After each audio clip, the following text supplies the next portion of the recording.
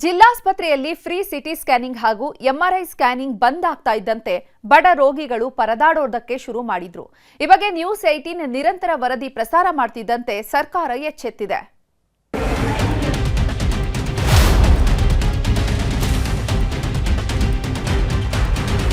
MRI scan ಮಾಡಲು 2500 ರಿಂದ 5000 ವರೆಗೆ ಹಣವನ್ನು ಖರ್ಚು ಮಾಡತಕ್ಕಂತ ಅನಿವಾರ್ಯ ಪರಿಸ್ಥಿತಿ ನಿರ್ಮಾಣ ಆಗಿದೆ. ರಾಜ್ಯದ ಬಡ ರೋಗಿಗಳಿಗೆ ಧ್ವನಿಯಾಗಿರುವಂತದ್ದು ನಿಮ್ಮ ನ್ಯೂಸ್ 18 ಕನ್ನಡ. ಆರೋಗ್ಯ ಇಲಾಖೆಯನ್ನ ಬಡಿದೆಬ್ಬಿಸಿದ ನ್ಯೂಸ್ 18 ವರದಿ ಬಡ ರೋಗಿಗಳಿಗೆ ಫ್ರೀ ಸ್ಕ್ಯಾನ್ ಆಗುವಂತಾಗಿದೆ.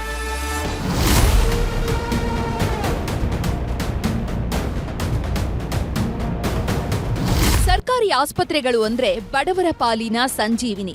ಯಾಕಂದ್ರೆ ಸಾವಿರಾರು ರೂಪಾಯಿ ಸುರಿದು ಖಾಸಗಿ ಆಸ್ಪತ್ರೆಯಲ್ಲಿ ಟ್ರೀಟ್ಮೆಂಟ್ ತೆಗೆದುಕೊಳ್ಳೋದಕ್ಕೆ ಆಗಲ್ಲ ಅಂತ ಸರ್ಕಾರಿ ಆಸ್ಪತ್ರೆಗಳನ್ನೇ ನಂಬ್ಕೊಂಡಿರ್ತಾರೆ. ಆದ್ರೀಗ ಇದೇ ಸರ್ಕಾರಿ ಆಸ್ಪತ್ರೆಗಳು ಜನರ ಜೀವ ಹಿಂಡೋದಕ್ಕೆ ಶುರುವಾಗಿದ್ವು. ಸರ್ಕಾರದ ಬೇಜವಾಬ್ದಾರಿಗೆ ಬಡ ರೋಗಿಗಳು ಕಣ್ಣೀರಾಗ್ತಾ ಇದ್ರು. ಸರ್ಕಾರಿ ಆಸ್ಪತ್ರೆಗಳಿಗೆ ಹೋದ್ರೂ ಕಾಸು ಕೊಟ್ಟು ಸಿಟಿ ಸ್ಕ್ಯಾನ್ ಹಾಗೂ ಎಂಆರ್ಐ ಸ್ಕ್ಯಾನ್ ಮಾಡಿಸ್ಕೋಬೇಕಿತ್ತು. ಕಳೆದ 3-4 ದಿನದಿಂದ ಇದೇ ಸಮಸ್ಯೆ ತಲೆದೂರಿದ್ರೂ ಸರ್ಕಾರ ಆಗಲಿ ಆರೋಗ್ಯ ಇಲಾಖೆಯ ಸಚಿವರಾಗ್ಲಿ ಇತ್ತ ಕಣ್ಣಾಯಿಸಿರ್ಲಿಲ್ಲ. ಯಾವಾಗ ನಿಮ್ಮ ನ್ಯೂಸ್ 18 ನಿರಂತರ ವರದಿ ಪ್ರಸಾರ ಮಾಡ್ತೋ ಕಾಂಗ್ರೆಸ್ ಸರ್ಕಾರ ಎಚ್ಚೆತ್ತುಕೊಂಡಿದೆ. ಬಡ ರೋಗಿಗಳ ಜೇಬಿಗೆ ಹಾಕ್ತಾ ಇದ್ದ ಬರೆಗೆ ಬ್ರೇಕ್ ಹಾಕಿದ್ದಾರೆ. ಸಿಟಿ ಎಂಆರ್ಐ ಸ್ಕ್ಯಾನ್ ಬಂದ್, ಬಡವರ ಪರ ಧ್ವನಿ ಎತ್ತಿದ ನ್ಯೂಸ್ 18. ಫ್ರೀ ಸ್ಕ್ಯಾನಿಂಗ್ ಗ್ಯಾರಂಟಿ, ಇದು ನ್ಯೂಸ್ 18 ವರದಿಯ ಫಲಶ್ರುತಿ. ಕ್ರಸ್ನಾ ಸಂಸ್ಥೆಗೆ 140 ಕೋಟಿ ಬಿಲ್ ಸರ್ಕಾರ ಬಾಕಿ ಉಳಿಸಿಕೊಂಡಿದ್ದರಿಂದ ಸರ್ಕಾರದ ವಿರುದ್ಧ ಸಮರ ಸಾರಿದ್ರು. ಜಿಲ್ಲಾಸ್ಪತ್ರೆಗಳಲ್ಲಿರೋ ಎಂಆರ್ಐ ಸ್ಕ್ಯಾನಿಂಗ್ ಹಾಗೂ ಸಿಟಿ ಸ್ಕ್ಯಾನಿಂಗ್ ದರ ನಿಗದಿ ಮಾಡಲಾಗಿತ್ತು. ಇದು ಬಡ ರೋಗಿಗಳು ತಲ್ಲಣಿಸುವಂತೆ ಮಾಡಿತ್ತು. ಹೀಗಾಗಿಯೇ ಬಡವರ ಆರೋಗ್ಯಕ್ಕೆ ಇಲ್ವಾ ಗ್ಯಾರಂಟಿ ಅಂತ ನ್ಯೂಸ್ 18 ಅಭಿಯಾನ ಶುರು ಮಾಡಿತ್ತು. ಆದ್ರೀಗ ಅಲರ್ಟ್ ಆದ ಕಮಲ ನಾಯಕರು ಕಾಂಗ್ರೆಸ್ ವಿರುದ್ಧ ಮುಗಿಬಿದ್ದಿದ್ರು.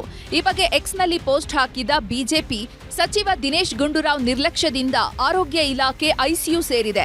ಸರ್ಕಾರಿ ಆಸ್ಪತ್ರೆಗಳಲ್ಲಿ ಔಷಧಿ ಸಿಗ್ತಾ ಇಲ್ಲ, ಜಿಲ್ಲಾಸ್ಪತ್ರೆಗಳಲ್ಲಿ ಸಿಟಿ ಸ್ಕ್ಯಾನ್ ಎಂಆರ್ಐ ಸ್ಕ್ಯಾನಿಂಗ್ ಮಾಡ್ತಾ ಇಲ್ಲ ಅಂತ ಕಿಡಿಕಾರಿದ್ರು.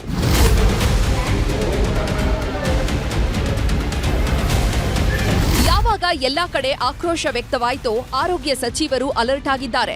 2-3 ದಿನಗಳಲ್ಲಿ ಸ್ಥಗಿತಗೊಂಡ ಸೇವೆಯನ್ನ ಪುನರಾರಂಭ ಮಾಡ್ತೀವಿ ಅಂತ, ಹಾಗೂ ಬಿಪಿಎಲ್ ಕಾರ್ಡ್ನವರಿಗೆ ಫ್ರೀಯಾಗಿ ಸ್ಕ್ಯಾನಿಂಗ್ ಮಾಡ್ತೀವಿ, ಹಾಗೆ ಎಪಿಎಲ್ ಕಾರ್ಡ್ ಇದ್ದವರಿಗೆ 30% ಸಬ್ಸಿಡಿ ನೀಡ್ತೀವಿ ಅಂದಿದ್ದಾರೆ. ಅಷ್ಟೇ ಅಲ್ಲ, ಎಲ್ಲಾ ಕಡೆ ಎಷ್ಟೆಷ್ಟು ಸ್ಕ್ಯಾನಿಂಗ್ ಮಾಡಿದ್ದಾರೆ ಅನ್ನೋದರ ವರದಿಯನ್ನ ನೀಡಿ ಅಂತ ಅಧಿಕಾರಿಗಳಿಗೆ ಸೂಚನೆ ನೀಡಿದ್ದಾರೆ. 2024 ಆಗಸ್ಟ್ ತಿಂಗಳಲ್ಲಿ ನಾವು ಸ್ವಲ್ಪ ನಮಗೆ ಗಮನಕ್ಕೆ ಬಂತು, ಇದು ಎಕ್ಸೆಸ್ ಸ್ಕ್ಯಾನ್ಗಳಾಗ್ತಾ ಇದೆ ಅಂತ. ಆವಾಗ ನಾವು ಅದನ್ನು ಸ್ವಲ್ಪ ಪರಿಶೀಲನೆ ಮಾಡೋದು. ಆಮೇಲೆ ನಾವು ಹೊಸ ಸಿಸ್ಟಮ್ ಅನ್ನು ತೊಗೊಂಬಂದು ಸ್ಯಾಸ್ಟ್ ಮುಖಾಂತರ ಹೋಗಬೇಕು ಅಂತ.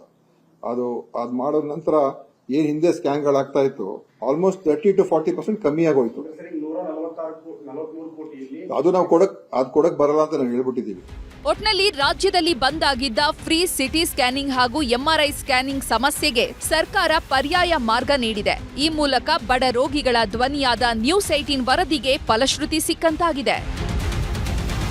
Bureau report, news 18.